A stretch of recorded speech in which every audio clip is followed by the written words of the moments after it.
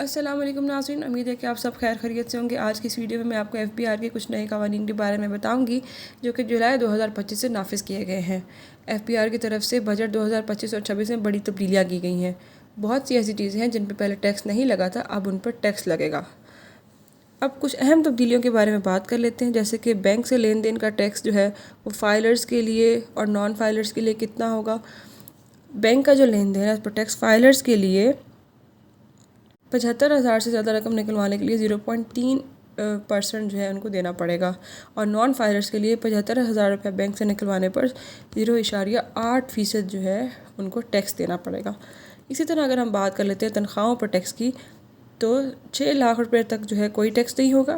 6 لاکھ سے 12 لاکھ پہ 1% سے لے کے 2.5% تک آپ کو ٹیکس دینا پڑے گا، اور جن کی 12 لاکھ سے زیادہ ہے اس کی ٹیکس کی شرح میں مزید اضافہ کر دیا گیا ہے۔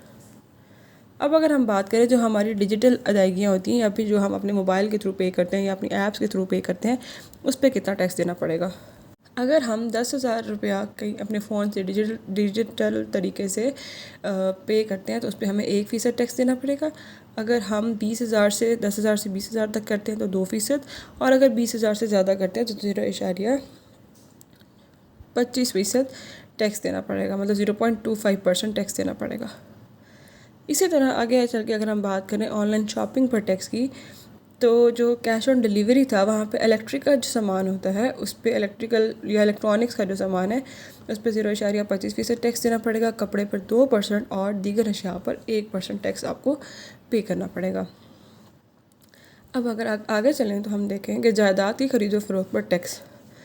اس میں اگر آپ 50 لاکھ روپے تک کا کچھ کرتے ہیں تو اس پہ آپ کو 3% ٹیکس دینا پڑے گا، مطلب کہ 3%، اور اگر آپ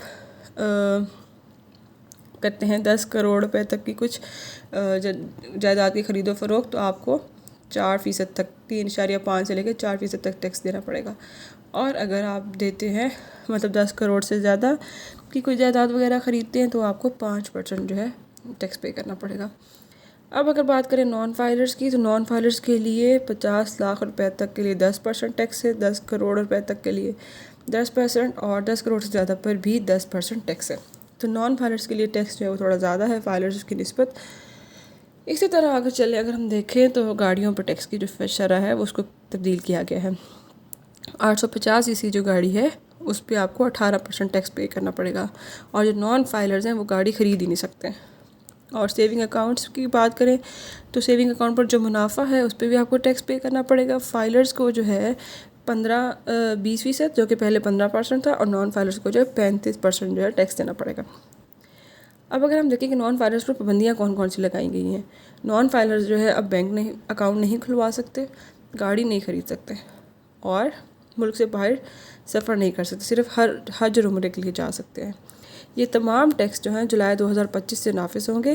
اگر آپ نان فائلر ہیں تو فوری طور پر فائلر بننے کی کوشش کریں۔